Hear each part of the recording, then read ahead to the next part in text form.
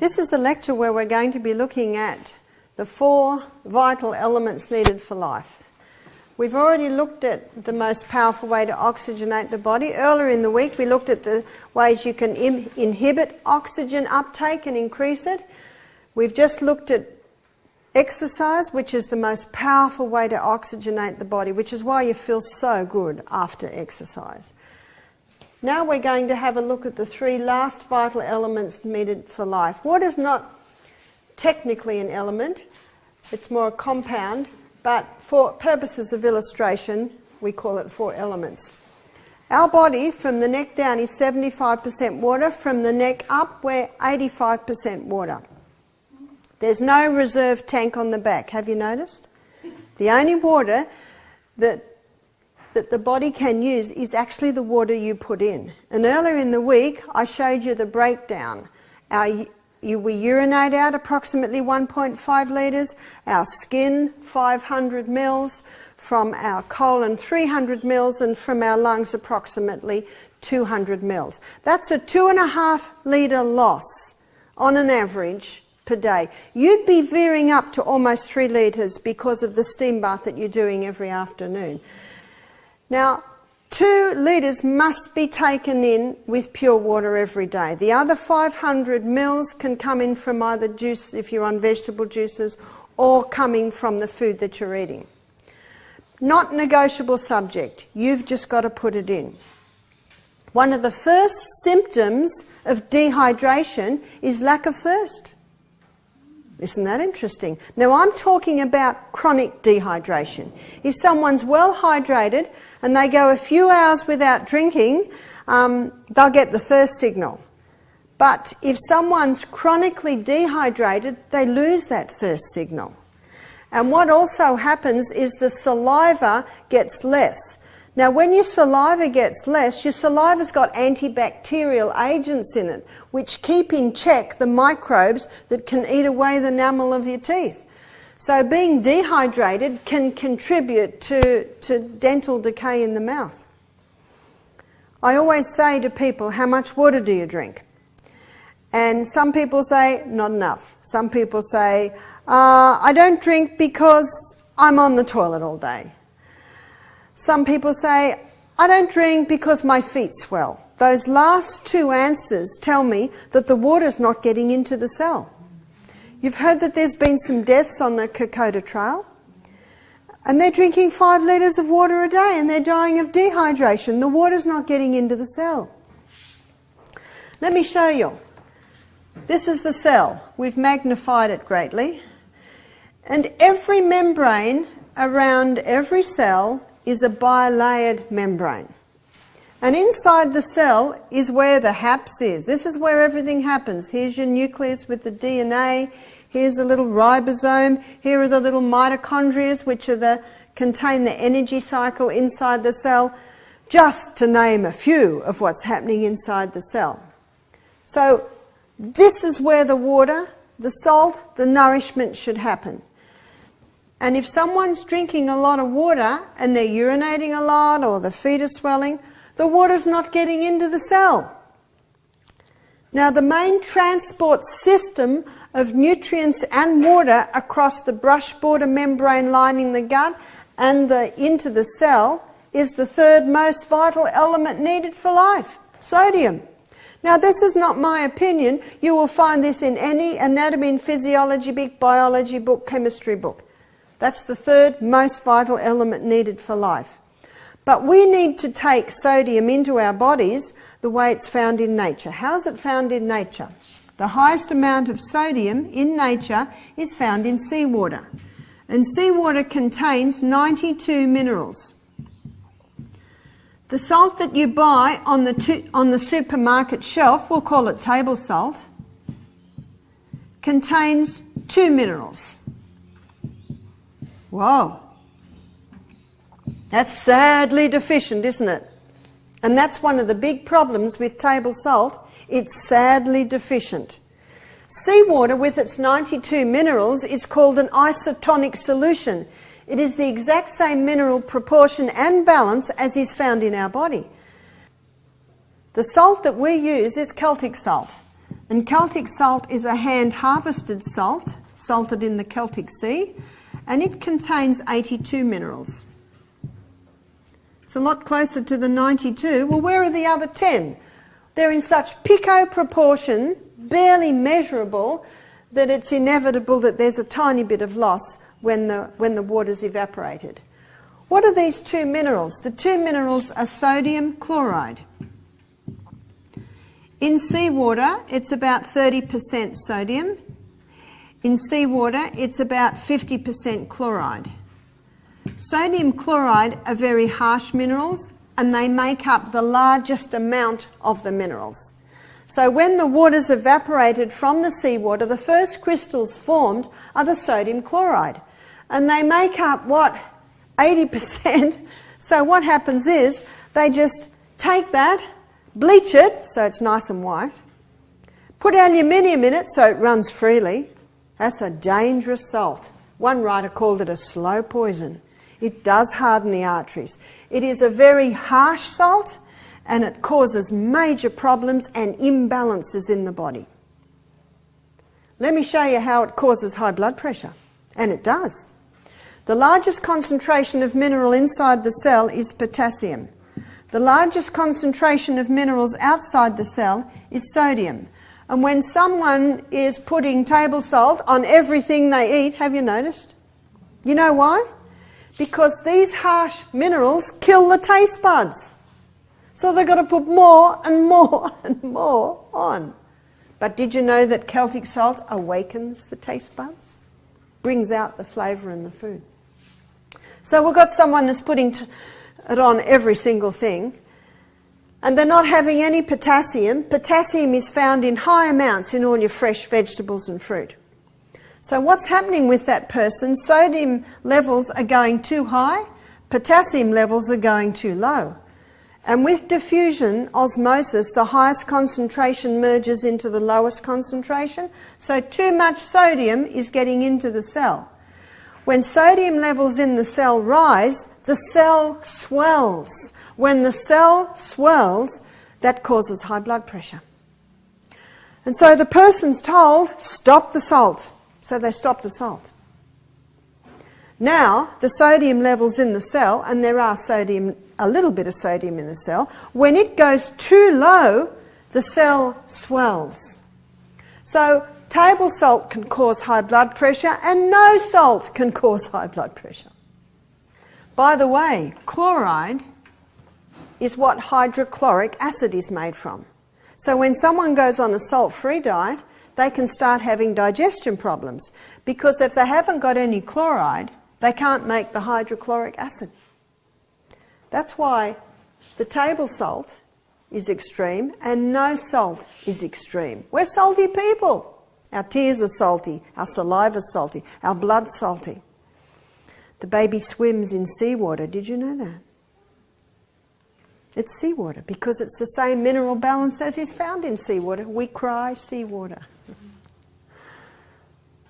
We haven't tasted our urine, but it is salty.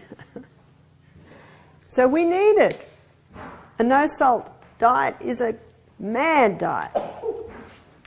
In the cell, there are sodium-potassium pumps that are constantly working like this to balance the sodium and potassium levels in and out the cell, because our body runs according to precision balance. What throws it out is when too much sodium is being taken in and potassium levels are being depleted. That's where you get into trouble. Now you know why when I travel I always have a little bottle of Celtic salt and a little bottle of cayenne pepper. Cayenne pepper is very high in potassium. It's a great potassium booster. And then all the minerals in the Celtic salt. There are 3 magnesiums in Celtic salt. There is magnesium sulfate, magnesium chloride, and magnesium bromide. They are the 3 magnesiums that are found in the Celtic salt. Do you notice that the salt is very moist? It's very wet. That's because there are 3 magnesiums. Magnesium is a water-hungry molecule, and wherever you see magnesium, the water draws into that area. That's one of the reasons why taking magnesium relaxes your muscles. Magnesium automatically relaxes, but it pulls more water wherever it goes. And so, when you put a crystal of Celtic salt on your tongue and drink a glass of water, that magnesium pulls the water into the cell. It's a water-hungry molecule. If you dissolve the salt in the water, it won't do it because you've dissolved it out. It's got to go on your tongue, and then you drink it down. And on the tongue, it's in its concentrated form. You're already absorbing a little bit into the glands under your tongue. In the stomach, it absorbs more, and that magnesium pulls the water straight into the cell. It's a well-documented fact that that is the quickest way to hydrate a dehydrated body. And that's all they need to do on the Kokoda Trail. So if you're planning to walk the Kokoda Trail, have a little bag of salt in your pocket. You might need to do it every 2 hours on the Kokoda Trail if you're doing that sort of perspiration. It makes sense, doesn't it? Because we don't perspire out pure water, we perspire out salty water. So the more you perspire, the more you need to replace that salt. Any health professional that advises a salt-free diet has forgotten the 4 vital elements needed for life. And granted, table salt is a dangerous salt. Many people go to the other extreme. One lady said, I told my doctor I'm on the mineral salt, and he said, oh no, it's still dangerous, it's still got sodium in it. Well, we need that sodium, but we need it in its balanced form. I find many people on salt-free diets have a common ailment. It's no energy. No energy because it's not, the glucose isn't getting into the blood, which means it's not even getting into the cell. So we need that salt, but we need the salt in its balanced form. There are a few salts you can get. There's Himalayan salt. It's got about 75 minerals. Hasn't quite got the magnesium. It's not as moist, but it's still a good one. Calcium. Calcium, as we looked at the other day, is the king. The gardeners call it the trucker of all nutrients because when calcium gets in, all the other minerals piggyback on the back. But it cannot get into the cell by itself. It needs vitamin E. Vitamin D. Vitamin D allows calcium to get into the cell, and when the calcium gets into the cell, all the other minerals piggyback on the back. Glucose. Glucose is the #1 fuel used by every cell in the body, but glucose can't get into the cell by itself. It needs insulin.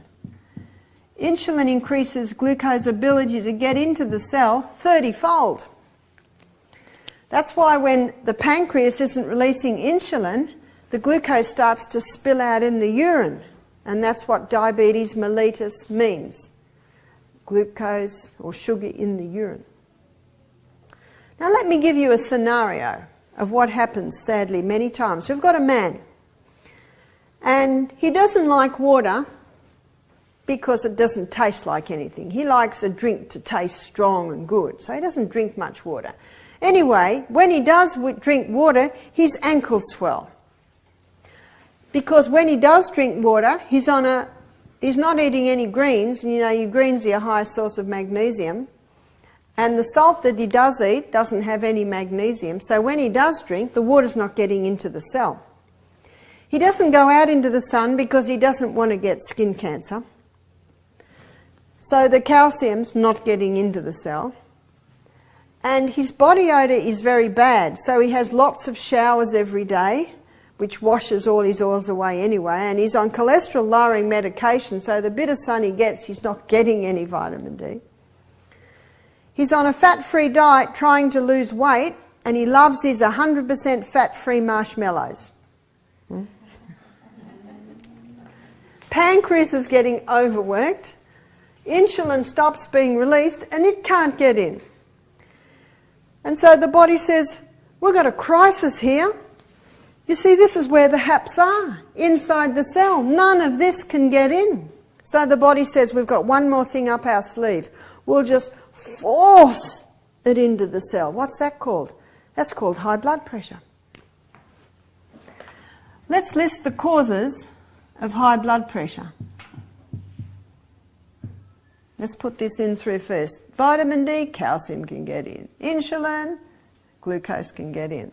Let's have a look at the causes of high blood pressure. Causes of high blood pressure can be dehydration. In dehydration, little capillary networks are shut down for full blood volume to keep its fluid volume. And when those little capillary beds shut down, dehydration. It's caused by dehydration, but the little capillary bed shutting down builds up pressure. No salt. No salt causes high blood pressure, and table salt. No salt and table salt are both responsible for the cell swelling, contributing to high blood pressure. What's another cause of dehydration, high blood pressure? No sun. No sun, no vitamin D, no vitamin D, calcium can't get in, no minerals can get in. High carb, high sugar. High sugar, high carbohydrate diet overworks the pancreas, and when the pancreas is overworked, insulin's not released, and so pressure's built up to try and get it into the cell. Margarine. How does margarine cause high blood pressure? Yesterday we looked at fantastic fats, and I showed you how those long-chain fatty acids are all curled up and fit nicely into the cell. But when they're made into margarine, they become straight, and they block receptor sites. They cause all sorts of problems in the body. They're dangerous. Cancer rates have risen since margarine was consumed by Australians. What also causes high blood pressure is inactivity. When you exercise and move that body, it causes the blood to go out to the extremities, which takes pressure off the heart. And when you exercise, you strengthen the heart. And when the heart is strengthened, it pumps much more efficiently or effectively. Activity. Activity strengthens that heart. And when that heart gets stronger, it doesn't have to beat as much. Even most physicians today acknowledge the importance of exercise in controlling high blood pressure. One other is distress. And when I say distress, I'm talking about constant. Every now and then we might experience this, but when it's almost non-stop, that can certainly contribute to high blood pressure. Everyone has stress, and our body was designed to deal with stress. And in a well-hydrated, well-exercised, well-mineralised, well-slept body, that body copes with stress. But even that body, when the constant distress comes, if they're not contributing to the running of the body properly, they can certainly go down. We've got to thin the blood. How do we thin the blood? I've helped quite a few people get off their rat poison, warfarin. And you know that's what warfarin does. It causes the rats to bleed to death. They just don't give the people quite as much. There is a much easier way. We've got to keep that blood nice and thin. So what are some natural blood thinners? Yes, well done students. Cayenne. Ease yourself into it. I know Patrick thought it very hard at first, but you're getting used to it, aren't you, Patrick? Half a teaspoon a day. Half a teaspoon a day. 2 litres of water a day. This is an easy one. Do you know when you start really early, you've got a whole day to get it in?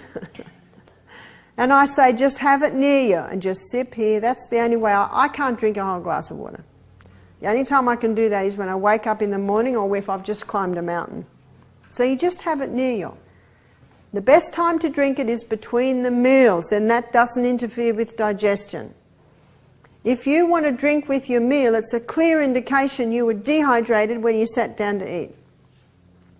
Ideally, you stop half an hour before the meal and you resume about 2 hours, 1.5 to 2 hours after the meal. If you're thirsty after the meal, a mouthful is not a problem. It's drinking those large amounts just after eating. Ginger. Ginger's a blood thinner. How will you have it? Put it in your foods. Pretty nice. Made those rice wraps nice, didn't it? Also, just grating the ginger, we talked about on the poultice lecture. Grating it and pouring boiling water on it. It's one of my favourite drinks in the winter, is fresh ginger tea. And garlic. A lot of research in the last 10 years showing the wonders of garlic in heart health, blood health, arterial health. And there is a fat, and this fat has 3 double bonds, and it's a very thin, curvy fat, omega-3. So have your chia seeds every morning, have your ground flax seeds, and your walnuts. They're the 3 highest sources of your omega-3s. And you accompany that with activity. Movement. Movement is life. I've seen many people conquer blood pressure by implementing that. So as you can see, the hydration is essential, but what is also essential as you start to take more water into your body is that you make sure that you're also taking enough salt. And remember, the salt must be taken with all of its minerals. Otherwise, it's a dangerous salt. And it is absolutely a slow poison. But the sodium's important. The whole body needs it to run properly. Your electrolyte balance, your electricity in the body must have that mineral water. It shows that one of the first places where dehydration is felt is the stomach. We have a thick mucosa lining. The lining of your stomach basically looks like this. All these folds. And these folds have gastric glands around them, like this. And 2/3 of those gastric glands release mucus, and that's the thick mucosa lining that we each have on our stomach. That's why if someone has ulcers or irritation, I give them slippery elm or I give them aloe vera. They both look a little bit like mucus. And that's why some people find it hard to get it down. Just get it down quickly. Your stomach literally purrs when that stuff goes in. And both aloe vera and slippery elm contain growth stimulants and can stimulate rapid healing in the lining of the stomach. So we've got a thick mucosa wall, and mucus is basically 99% water. In dehydration, that's one of the first places that dehydration is felt, because it's one of the first places that the stomach loses its water from. You see, in dehydration, the body goes into a form of drought management, and there is a hormone release called histamine. And histamine helps to manage the water. So it goes into a form of drought management, and histamine is doing the balance. And it controls it, and it takes a little bit of water from here. You remember I just said it'll close down little capillary networks to keep up full blood volume, so it'll take a little bit of water from there to try and keep you alive while the water's not going in. So this is one of the first places. Now in here, in the stomach, mucosa lining, there's sodium bicarbonate. The sodium bicarbonate's there so that if the stomach acid happens to get through, the sodium bicarb neutralizes. It's a protection. But in dehydration, when the lining of the stomach is very, very thin, there's no sodium bicarb there. It's as simple as that. You see, we were designed to heal. And we will heal if you give the body the right conditions. Let's go down the gastrointestinal tract and we come to the pancreas. The pancreas releases 3 enzymes into the gastrointestinal tract, enzymes to finalise carbohydrate digestion, enzymes to finalise fat digestion, enzymes to finalise protein digestion. Did you know that the pancreas is one of the main organs of digestion? More digestion happens there than in the stomach. The stomach, basically, it's just protein. So if you're dehydrated, the pancreas hasn't got the water to make the enzymes. And there are two hormones that are released into the blood. And those two hormones are glucagon and insulin, and they help balance blood sugar levels. So if you're dehydrated, those hormones aren't going to be released as they should be being released. So dehydration can contribute to diabetes. Dehydration can contribute to poor digestion.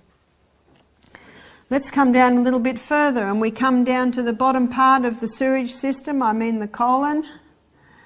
And there it is. There's the appendix, and this is the small intestine that comes into the large. One of the main functions of the large intestine is to take water out so stools are formed. In a dehydrated state, more water gets taken out than should be taken out. That ends up with rabbit pellets, cement, constipation. One of the easiest ways to ensure that the colon is working well is to make sure you're well hydrated. Remember, the body goes into this form of drought management, and if it needs water, it'll take extra water from here. So very important for colon function to make sure that you are well hydrated. What about the brain? Our brain uses hydroelectricity to work, to send messages. No hydro, very little electricity. No water, the person can even get negative thought patterns happening. But very real, many people are aware of, a dehydrated brain, the cells shrink, and that's painful. So the brain needs it. The joints around your fingers. I can open and close my fingers without pain because there's fluid around the joints that make those joints work with ease. In dehydration, the body can take water from those joints. So dehydration can contribute to arthritis. Arthritis is a very acidic condition, and water is one of the most alkalizing substances you can take in. But I'm warning you, if your body has been dehydrated for a while, when you start drinking water, it probably won't believe you. It's as if it says, sure, I don't believe you.